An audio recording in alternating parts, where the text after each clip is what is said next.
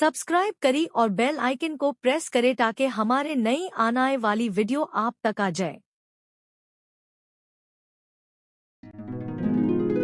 एक छोटे से गांव में एक लड़का रहता था जिसका नाम अली था। अली को कहानियां सुनने का बहुत शौक था, खास तौर पर बुजुर्गों की कहानियां जो रात के वक्त चांदनी में बैठकर सुनाते थे। एक रात जब चांद आसमान में चमक रहा था, अली ने फैसला किया कि वो खुद भी एक कहानी बनाएगा। अली ने एक खूबसूरत जंगल की तरफ सफर शुरू किया। वहां इसे एक पुराना दरख्त मिला जिसकी शाखें आसमान को छू रही थीं। दरख्त ने अली को देखा और बोला, बेटा तुम यहाँ क्यों आए हो? अली ने कहा, मैं एक कहानी लिखने आया हूँ। दरख्त ने मुस्कुराकर कहा, फिर मेरे साथ बैठो, मैं तुम्हें एक राज बताता हूँ। दरख्त ने बताया कि जंगल में एक जादुई झील है जहाँ जो भी अपनी सच्ची ख्वाहिश मांगता है वो पूरी हो जाती है।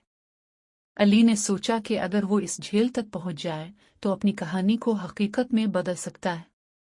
इसने दरख्त का शुक्रिया अदा किया और झील की तरफ रवाना हुआ। रास्ते में इसे कई चैलेंजेस का सामना करना पड़ा, लेकिन इसकी हिम्मत और अज़्म ने इसे आगे बढ़ने में मदद की।